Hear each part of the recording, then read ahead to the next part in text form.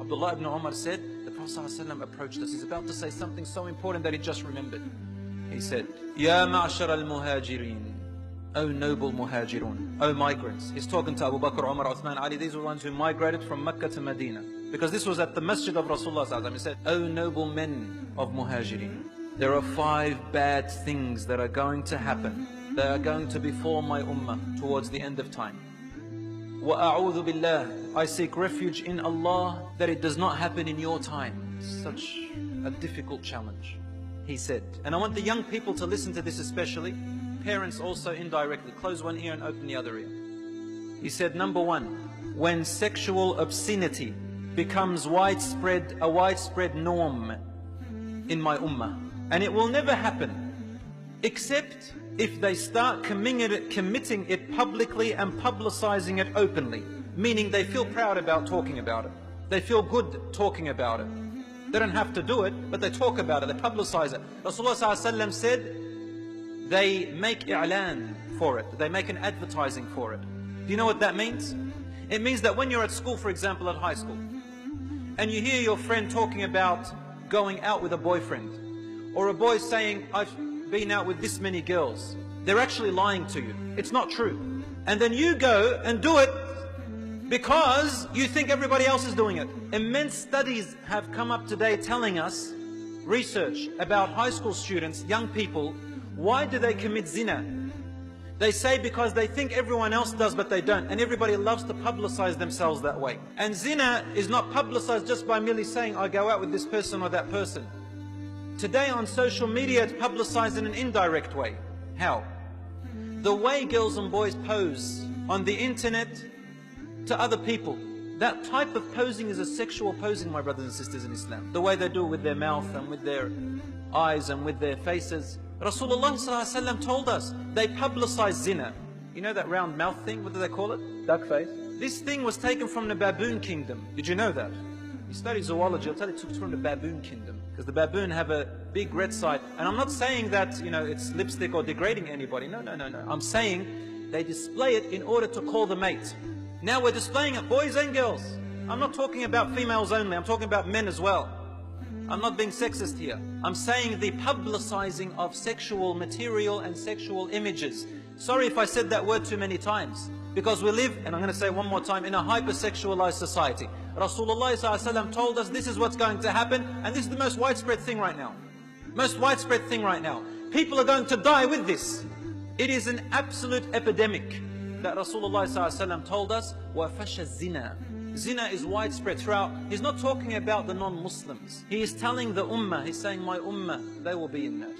And then sallallahu alayhi wa sallam, he said, then, mark my words, he said, then mark my words, terminal illnesses, diseases and pain that had never existed in their ancestors before them will become widespread among them. And this is the types of this, called it ta'un.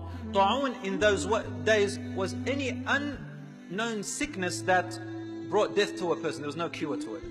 And he said there will be diseases that have no cure that will become an epidemic among my ummah. Today we have HIV, AIDS, and we have STDs, sexually transmitted diseases. Now I have questions like this from the Muslim community. Brother said I'm a marriage celebrant, so people come to asking me questions, can I get married? I said yes, why not? And these are the types of questions I'm getting now.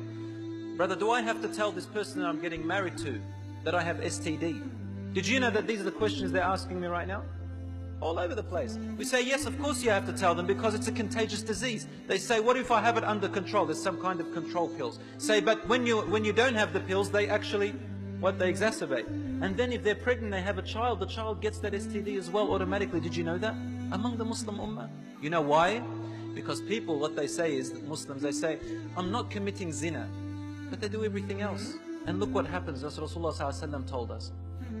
The second thing he said, they will cheat in their business and trade as a livelihood. And that's when drought will come upon them, meaning poverty, dictating rulers and oppressive rulers upon them. This is happening among the ummah. They live upon cheating, lying and betraying. I'll give you an example. A Muslim wants to buy a car from another Muslim. One Muslim says, Wallahi, it cost me this much. The other Muslim believes him because he said, Wallahi. So then the other Muslim wants to blackmail him. How does he blackmail him? By using verses of the Quran, a hadith. Allah said, Rasulullah said, love for your brother what you love for yourself. I'm your brother, give me a cheaper price. So the other brother resorts to the wallahi thing, and he resorts to the hadith thing, each one blackmailing the other person with the religion. And this brings to me a hadith of Rasulullah sallallahu alayhi wasallam, where he said, and people, this is in Ibn Majah, he said, people will use the religion for their worldly gain. This is towards the end of time. They will use the religion for their worldly gain. They will use the religion for a status. Look at me, I'm a sheikh. Now listen to me. I'm a sheikha, female. Now listen to me. I am such and such of a person. This is my hadith and ayat. Now I will get to make people believe what I say, and I'll be the person who everybody listens to. It's even worse today because we get to hide behind usernames on the computer. Everybody, even the most shyest of people has become the loudest person now. Sits in their bedroom, hides behind the username and feels it okay to type anything. It never goes off. And this is where your fatwa now is. People kind of believe some things when they get written. I don't know why. This is the world we live in, using the deen for worldly gain. Number 3, he said, they will stop their zakat.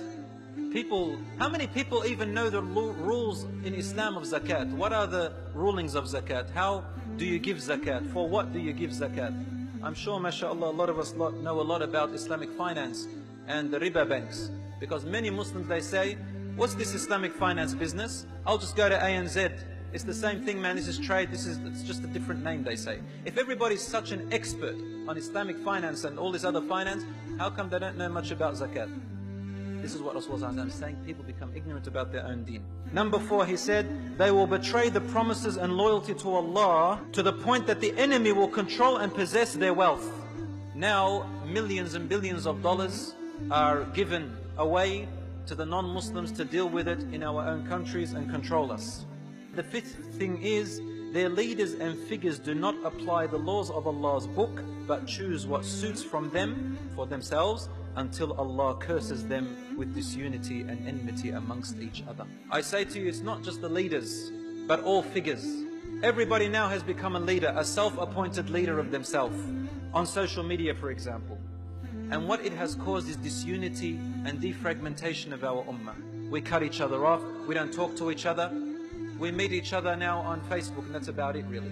People don't meet anyone anymore. People don't say salams except to people who they know. Otherwise, it's a very individualistic society. We live in a society where it's about you and only you, myself and me. Rasulullah ﷺ told us the last day will be about that. About me and myself, or I. 3 most common words used now.